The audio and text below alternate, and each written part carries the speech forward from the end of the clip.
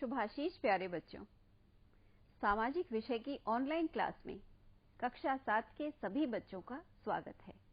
बच्चों, आज हम आपकी पाठ्यपुस्तक हमारा इतिहास और नागरिक जीवन से नागरिक शास्त्र के पाठ 1 का अध्ययन करेंगे। पाठ का नाम है हमारा संविधान। बच्चों, अध्ययन में आसानी के लिए इस पाठ को हमने 3 भागों में विभाजित किया है।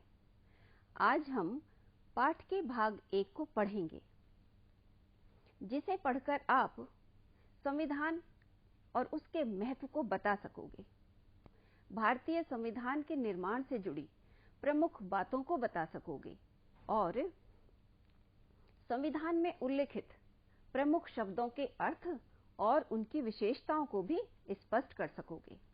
तो बच्चों, पाठ शुरू करने से पहले थोड़ी बातचीत कर लेते हैं। अच्छा बताओ कि 15 अगस्त को हम किस दिवस के रूप में मनाते हैं? सोचो बच्चों, प्रतिवर्ष विद्यालयों में भी हम 15 अगस्त को बहुत धूमधाम से मनाते हैं। तो बताइए कि किस दिवस के रूप में 15 अगस्त को मनाया जाता है? और आपका अंदाज बिल्कुल सही है कि 15 अगस्त को हम स्वतंत्रता दिवस के रूप में मनाते हैं, क्योंकि 15 अगस्त 1947 को हमारा देश भारत आजाद हुआ था।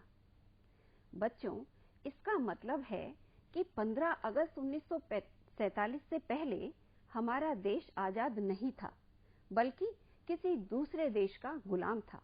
कोई और देश था जो हमारे ऊपर शासन कर रहा था। तो बच्चों, क्या आप बता सकते हो कि स्वतंत्रता से पूर्व भारत में किसका शासन था? वह कौन सी विदेशी शक्ति थी जो हमारे देश पर राज कर रही थी? तो बच्चों, स्वतंत्रता से पूर्व, आजादी से पूर्व भारत में अंग्रेजों का शासन था। अंग्रेज ही तय करते थे कि भारत के लोगों के लिए कानून कैसे बनेंगे और उन्हें कौन लागू करेगा। भारत का शासन उसी तरह चलता था जिस तरह इंग्लैंड की सरकार उसे चलाना चाहती थी, यानी भारत के लिए कानून नियम बनाने में, भारत का शासन चलाने में भारतीयों की कोई भूमिका नहीं थी। इसीलिए उसी समय से बहुत से लोग चर्चाएं कर रहे थे, सोच रहे थे कि आखिर दूसरे देश के लोग हमारे लिए कानून और नियम कैसे बना सकते हैं। इसीलिए अपने देश के नियम कानून स्वयं बनाने के लिए, अपने देश का शासन स्वयं चलाने के लिए लोगों ने सोचना, विचारना और इस बारे में योजनाएं बनाना शुरू कर दिया। अंततः भारत के लोगों ने स्वयं अपना कानून बनाने और अपना शासन चलाने के हक के लिए स्वतंत्रता का संघर्ष शुरू कर दिया। बच्चों, स्वतंत्रता के लिए शुरू हुए इस आंदोलन की लहर पूरे देश में फैल गई। देश के कोने कोने से हजारों लोग स्वतंत्रता के आंदोलन में उतर पड़े। पुरुषों के साथ साथ महिलाओं ने भी इस आंदोलन में भाग लिया और अनगिनत लोगों ने देश को आजाद कराने के लिए अपने प्राणों की आहुति तक दे दी, अपने प्राण तक न्यौछावर कर दिए। और अंततः स्वतंत्रता के लिए किया गया यह आंदोलन रंग लाया और 15 अगस्त 1947 को वह गौरवशाली क्षण आए जब हमारे देश को आजादी प्राप्त हुई। तो बच्चों, जब देश आजाद हो गया तो आजाद देश को अपने बनाए हुए नियम और कानूनों की जरूरत थी। इसके लिए एक संविधान बनाने की आवश्यकता महसूस हुई। आप जानते हैं कि भारत एक विशाल देश है, जहां विभिन्न धर्मों, जातियों, विभिन्न भाषाओं और विभिन्न रीति रिवाजों के लोग रहते हैं। तो ऐसे विशाल देश के लिए कानून बनाना कोई आसान काम तो था नहीं, और कोई एक दो व्यक्ति इस काम को कर भी नहीं सकते थे। देश के लिए एक ऐसा कानून बनाना जो देश की अनेकता में एकता स्थापित कर सके और देश में सभी को स्वीकार हो, यह एक चुनौतीपूर्ण कार्य था। बच्चों, आज हम भारत के संविधान निर्माण से जुड़ी बातों पर चर्चा करेंगे और अपने देश के संविधान के बारे में जानेंगे। सबसे पहले हम जानेंगे कि हमारे देश का संविधान कैसे बना। हम संविधान सभा और प्रारूप समिति के बारे में भी जानेंगे। और बच्चों, देश के संविधान की प्रस्तावना के बारे में हम विस्तार से चर्चा करेंगे। तो बच्चों, सबसे पहले संविधान सभा के बारे में जानते हैं कि हमारे देश का संविधान बनाने के लिए संविधान सभा कब बनाई गई और इसमें कितने लोग शामिल थे। बच्चों, सन 1946 में संविधान बनाने के लिए एक संविधान सभा बनाई गई। इसमें 389 लोग थे, 389, जो भारत के हर प्रांत से आए थे। बच्चों, अभी हमने चर्चा की थी कि स्वतंत्रता के आंदोलन में देश के हर प्रांत के लोगों ने भाग लिया था। तो अब यह भी जरूरी था कि संविधान बनाने में सभी लोगों की भूमिका हो। इसलिए भारत के हर प्रांत के लोग संविधान सभा में सम्मिलित किए गए। बच्चों, संविधान सभा में शामिल सभी लोग दूरदर्शी और उच्च कोटि के बुद्धिमान थे, जो भारत की तत्कालीन समस्याओं को तो जानते ही थे, साथ ही साथ भविष्य में देश के सामने आने वाली चुनौतियों से भी परिचित थे। इसलिए संविधान का निर्माण करने के लिए आपसी विचार विमर्श, तर्क वितर्क और आपसी सहमति से कार्य किया गया, जिससे कि संविधान में सभी दृष्टिकोणों को जगह मिल सके और संविधान को भारतीय परिस्थितियों के अनुकूल बनाया जा सके, जहां सबके हित सुरक्षित हों और सभी का विकास हो सके। तो बच्चों, संविधान सभा में जो लोग शामिल थे, उनमें से कुछ लोगों के नाम आपने जरूर सुने होंगे, जैसे सरोजिनी नायडू, सरदार वल्लभ भाई पटेल, मौलाना अबुल कलाम आजाद, जवाहरलाल नेहरू, हरि विष्णु कामत आदि। और बच्चों, संविधान सभा के अध्यक्ष थे डॉक्टर राजेंद्र प्रसाद, जो आगे चलकर हमारे स्वतंत्र भारत के पहले राष्ट्रपति भी बने। संविधान का प्रारूप तैयार करने के लिए एक प्रारूप समिति भी बनी। इस समिति के अध्यक्ष डॉक्टर B.R. अम्बेडकर थे। डॉक्टर भीमराव अम्बेडकर ने लंदन में गोलमेज सम्मेलन में भी प्रतिभाग किया था। वे मानते थे कि दलितों के सामाजिक उत्थान के लिए उनकी राजनीतिक भागीदारी आवश्यक है। तो बच्चों, संविधान सभा के अथक प्रयासों से भारत का संविधान बनकर तैयार हुआ। संविधान बनने में 2 वर्ष, 11 माह और 18 दिन का समय लगा। 26 नवंबर 1949 को संविधान को स्वीकार कर लिया गया, लेकिन इसे लागू करने के लिए 26 जनवरी 1950 की तारीख चुनी गई। जानते हो क्यों? क्योंकि इसी दिन 1930 ईस्वी में पूर्ण स्वराज्य की घोषणा हुई थी। अंततः 26 जनवरी 1950 को संविधान लागू हो गया और इसीलिए हर साल 26 जनवरी को गणतंत्र दिवस के रूप में मनाया जाता है। और बच्चों, आप इस चित्र में पंडित जवाहरलाल नेहरू को संविधान पर हस्ताक्षर करते हुए देख रहे हो। बच्चों, अब हम जानते हैं कि कैसे बना हमारा संविधान की जो प्रक्रिया थी, उसके बिंदु क्या क्या थे। बच्चों, सबसे पहले 11 दिसंबर 1946 को डॉक्टर राजेंद्र प्रसाद को संविधान सभा का अध्यक्ष चुना गया।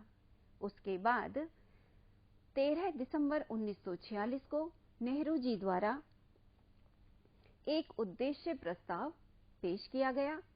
यही उद्देश्य संविधान की प्रस्तावना बना। 14 अगस्त 1947 को समितियों के निर्माण का प्रस्ताव रखा गया। और 29 अगस्त 1947 को एक संकल्प पारित करके प्रारूप समिति का गठन किया गया। उसके बाद बच्चों 26 नवंबर 1949 को संविधान सभा में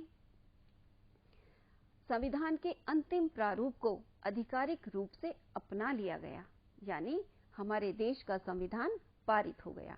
और फिर 26 जनवरी 1950 के दिन भारत का संविधान पूरे देश में लागू हो गया। तो बच्चों, ये थी हमारे संविधान के बनने की प्रक्रिया।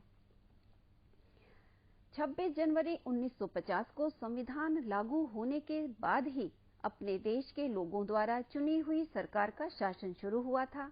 इसीलिए हर साल 26 जनवरी को गणतंत्र दिवस मनाया जाता है। बच्चों, आपने अखबारों में, टीवी के समाचारों में या टीवी पर होने वाली चर्चाओं में बहुत बार सुना होगा कि भारत एक लोकतांत्रिक देश है। एक लोकतांत्रिक देश क्या होता है? क्या आप इसका मतलब समझते हो?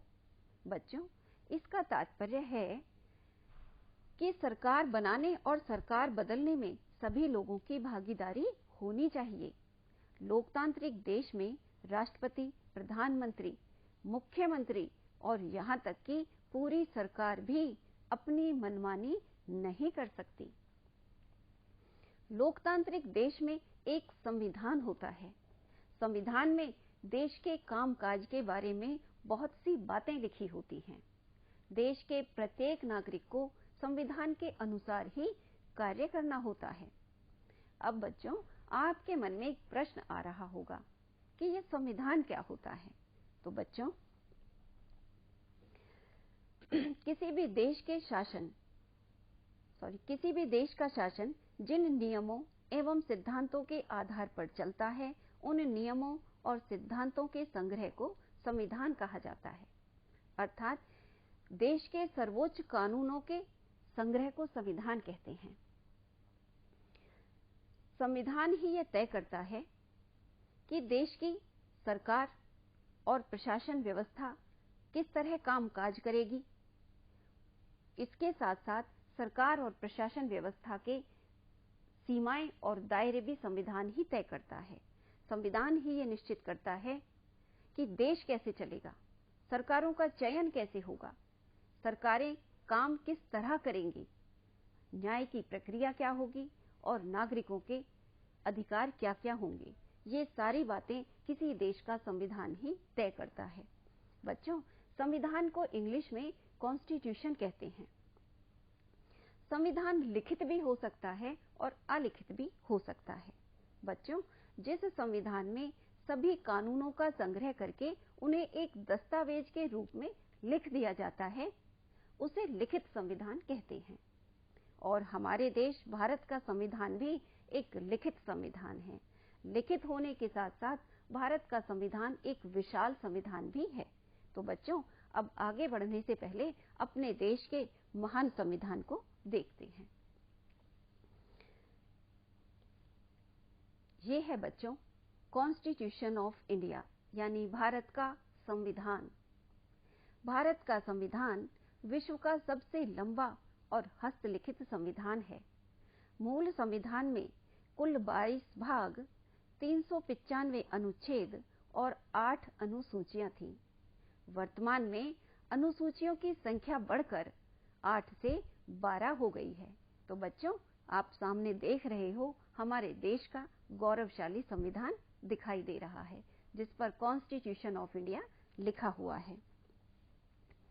बच्चों, अब हम जानेंगे कि हमारे संविधान में है क्या। सबसे पहले हमारे संविधान में प्रस्तावना है, जिसमें संविधान के उद्देश्य दिए गए हैं। तो बच्चों, प्रस्तावना यानी भूमिका, परिचय। तो ये जो प्रस्तावना है, ये हमारे संविधान का परिचय पत्र है। प्रस्तावना में पूरे संविधान का सार है, जो कि संविधान की व्याख्या का आधार प्रस्तुत करती है।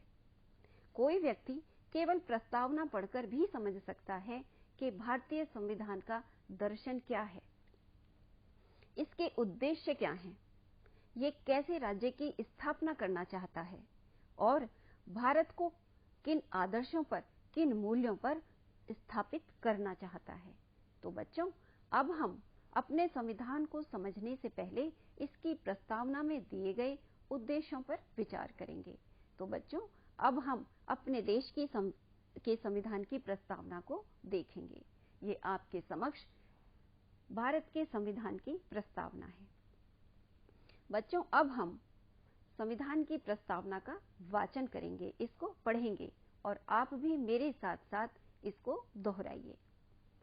हम भारत के लोग भारत को एक संपूर्ण प्रभुत्व संपन्न, समाजवादी, पंथ निरपेक्ष, लोकतंत्रात्मक गणराज्य बनाने के लिए तथा उसके समस्त नागरिकों को सामाजिक, आर्थिक और राजनीतिक न्याय, विचार अभिव्यक्ति, विश्वास, धर्म और उपासना की स्वतंत्रता, प्रतिष्ठा और अवसर की समता प्राप्त कराने के लिए तथा उन सब में व्यक्ति की गरिमा और राष्ट्र की एकता और अखंडता सुनिश्चित करने वाली बंधुता बढ़ाने के लिए दृढ़ संकल्प होकर अपनी इस संविधान सभा में आज तारीख 26 नवंबर 1949 ईस्वी मिति मार्गशीर्ष शुक्ल सप्तमी संवत 2006 विक्रमी को एतद द्वारा इस संविधान को अंगीकृत, अधिनियमित और आत्म अर्पित करते हैं। तो बच्चों, ये है हमारे देश की प्रस्तावना। अब हम प्रस्तावना में आए मुख्य शब्दों को समझेंगे और उनके अर्थ को जानेंगे। तो बच्चों, सबसे पहले है हम भारत के लोग। तो संविधान की जो प्रस्तावना है वो हम भारत के लोग शब्दों से शुरू होती है, जिसका अभिप्राय है कि भारत के संविधान का निर्माण और अधिनियम भारत के लोगों ने अपने प्रतिनिधियों के माध्यम से किया है, ना कि किसी अन्य राज्य या बाहरी आदमी ने उन्हें दिया है।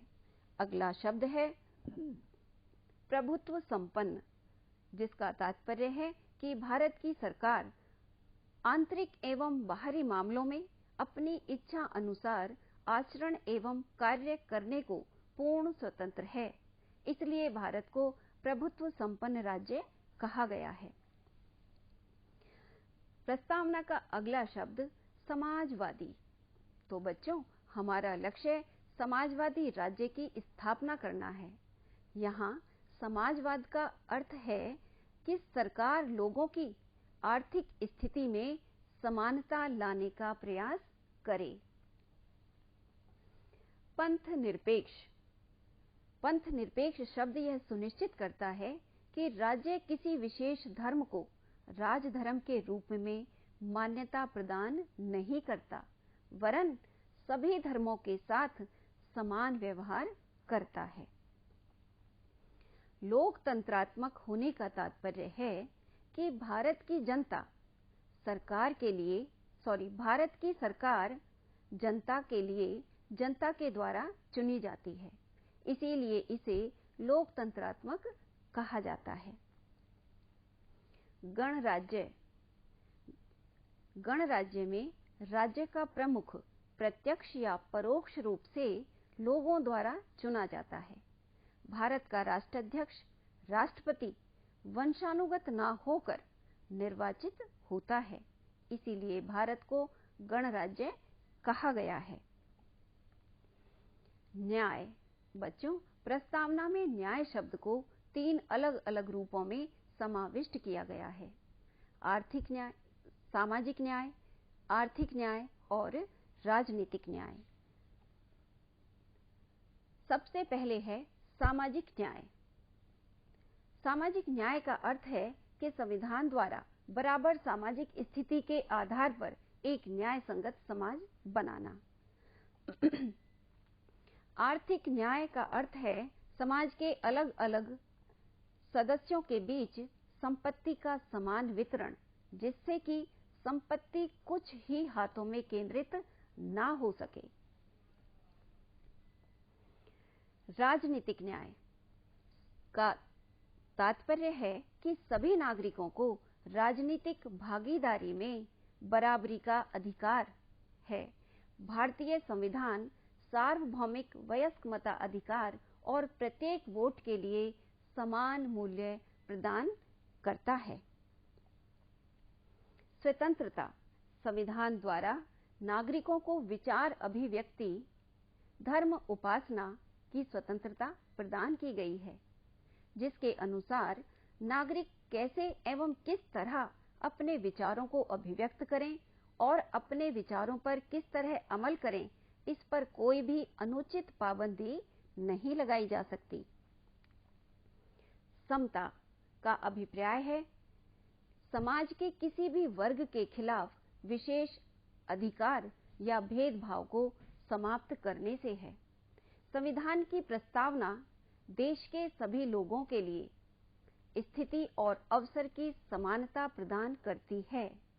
संविधान देश में सामाजिक, आर्थिक और राजनीतिक समानता प्रदान करने का प्रयास करता है।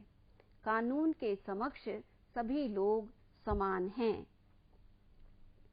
बंधुता संविधान की प्रस्तावना राष्ट्र की एकता और अखंडता की गरिमा को बनाए रखने के लिए लोगों के बीच भाईचारे को बढ़ावा देती है। तो बच्चों, ये है हमारे गौरवशाली संविधान की प्रस्तावना, जो कि जीवन के 4 दर्शनों पर आधारित है, जिसे हर भारतीय को अपनाना चाहिए। ये 4 दर्शन हैं न्याय, स्वतंत्रता, समानता और बंधुता। ये हमारे संविधान के आधार स्तंभ हैं और प्रत्येक भारतीय को अपने जीवन में इनका पालन करना चाहिए। अब बच्चों, हम भारतीय संविधान के बारे में कुछ और रोचक तत्व भी जानेंगे। भारत का संविधान दुनिया का सबसे लंबा और बड़ा संविधान है। यह दुनिया का सबसे लंबा हस्तलिखित दस्तावेज है। संविधान की मूल प्रति को अपने हाथों से लिखा था लेखक प्रेम बिहारी नारायण रायजादा जी ने। रायजादा जी ने इटैलिक शैली में बेहद खूबसूरती से संविधान को लिखा, जिसमें कोई भी त्रुटि नहीं थी। रायजादा जी ने पीएम जवाहरलाल नेहरू जी से कहा था कि वह इसे लिखने के लिए एक भी पैसा नहीं लेंगे, लेकिन बस हर पन्ने पर उनका नाम लिखा जाए। और बच्चों, नेहरू जी ने उनकी इस बात को मान भी लिया था। बच्चों, यह भी जानिए कि संविधान को हिंदी और अंग्रेजी दोनों भाषाओं में लिखवाया गया था। इसकी मूल प्रतियां संसद भवन के पुस्तकालय में हीलियम गैस से भरे कांच के शोकेस में रखी हुई हैं। संविधान की पांडुलिपि 1000 वर्ष तक बचे रहने वाले सूक्ष्म जीव विरोधक चर्म पत्र की शीट पर लिखी गई है। पांडुलिपि में 234 पृष्ठ शामिल थे, जिसका वजन 13 किलो था। संविधान सभा में 22 जुलाई 1947 को राष्ट्रीय ध्वज यानी हमारा राष्ट्रीय झंडा तिरंगा तथा 24 जनवरी 1950 को राष्ट्रीय गान और राष्ट्रीय गीत को अंगीकार किया गया। और बच्चों, ये आप अपने सामने चित्र में देख रहे हो कि ये संसद भवन के पुस्तकालय में हीलियम गैस से भरे कांच के शोकेस में संविधान की 2 प्रतियां रखी हुई दिखाई दे रही हैं। बच्चों, और भी जानिए, संविधान सभा में कुल 389 लोग थे, जिनमें 15 महिला सदस्य भी थीं, जिनके नाम थे सुचेता कृपलानी जी। और बच्चों, सुचेता कृपलानी जी को देश की पहली महिला मुख्यमंत्री होने का गौरव भी प्राप्त है, और ये पहली महिला मुख्यमंत्री बनी थी हमारे उत्तर प्रदेश की। दक्षिणानी वेलायुध जी, बेगम एजाज रसूल जी, हंसा जीवराज मेहता जी, लीला राय जी, मालती चौधरी जी, पूर्णिमा बनर्जी जी, राजकुमारी अमृत कौर जी। बच्चों, राजकुमारी अमृत कौर जी का एम्स, जो कि दिल्ली में है, इसकी स्थापना में महत्वपूर्ण योगदान भी रहा था। कमला चौधरी जी, विजय लक्ष्मी पंडित जी। विजय लक्ष्मी पंडित जी जवाहरलाल नेहरू की बहन थी और संयुक्त राष्ट्र संघ की महासभा की अध्यक्ष भी बनी थी। सरोजिनी नायडू जी, बच्चों इनका नाम आपने खूब सुना होगा। ये स्वतंत्रता सेनानी होने के साथ साथ एक कवयित्री भी थी। इन्हें भारत की कोकिला के नाम से भी जाना जाता है और सरोजिनी नायडू जी को देश की पहली महिला राज्यपाल होने का गौरव प्राप्त है और वो भी हमारे उत्तर प्रदेश की ही। और बच्चों अगली महिला सदस्य थी अम्मू स्वामीनाथन जी, रेणुका रे जी, एनी मास्कारेन जी और दुर्गाबाई देशमुख जी। ये संविधान सभा में सम्मिलित 15 महिला सदस्य थी, जिनमें से कुछ का चित्र आपको सामने दिखाई भी दे रहा है। अब बच्चों पाठ को दोहराने के लिए कुछ गतिविधि कर लेते हैं। आपके सामने ये कुछ प्रश्न हैं जिनके उत्तर आपको देने हैं। संविधान सभा के अध्यक्ष कौन थे? बच्चों अभी हमने जाना कि जो संविधान सभा के अध्यक्ष थे वो आगे चलकर हमारे देश के पहले राष्ट्रपति भी बने। तो कौन थे संविधान सभा के अध्यक्ष? डॉक्टर राजेंद्र प्रसाद। प्रारूप समिति के अध्यक्ष कौन थे बच्चों? प्रारूप समिति के अध्यक्ष थे डॉक्टर भीमराव अंबेडकर। संविधान सभा को किस दिन लागू किया गया? तो बच्चों अभी हमने जाना कि जिस दिन संविधान लागू हुआ था उस दिन को गणतंत्र दिवस के रूप में मनाया जाता है। तो कब संविधान लागू हुआ? 26 जनवरी 1950 को। संविधान सभा में कुल कितने सदस्य थे? बच्चों बताओ। अभी हमने कई बार चर्चा की कि संविधान सभा में भारत के हर प्रांत के लोग सम्मिलित थे। कुल कितने सदस्य थे? कुल सदस्य थे 389 और हमने अभी ये भी जाना कि इन 389 में 15 महिला सदस्य भी थीं। बच्चों अब आप अपनी पाठ्य पुस्तक में इस पाठ को दोहराएंगे और दिए गए इन प्रश्नों को अपनी अभ्यास पुस्तिका में लिखेंगे। पहला प्रश्न है, संविधान की प्रस्तावना में कहा गया है कि भारत एक पंथ निरपेक्ष राज्य है। इसका क्या अभिप्राय है? अपनी अभ्यास पुस्तिका में आपको लिखना है।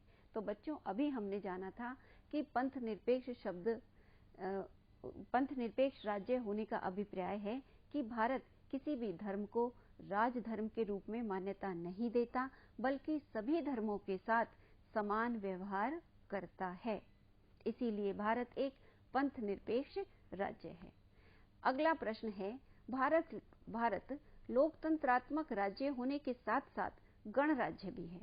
तो बच्चों हमने अभी जाना कि भारत एक लोकतंत्रात्मक राज्य है क्योंकि भारत की सरकार जनता के लिए जनता के द्वारा चुनी जाती है। इसीलिए भारत एक लोकतंत्रात्मक राज्य है।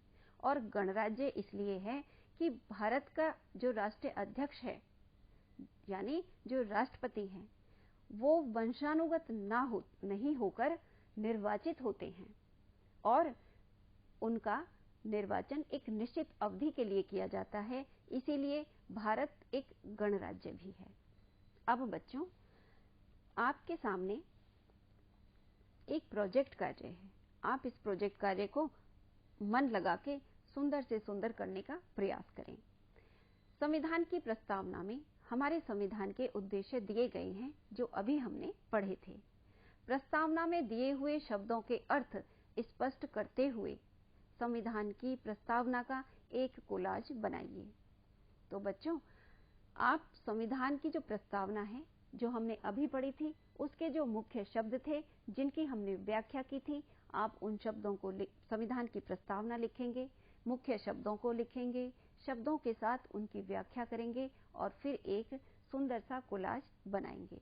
इसके अतिरिक्त प्रस्तावना को आप याद भी करें और उसका स्वस्वर वाचन करने का भी अभ्यास करें।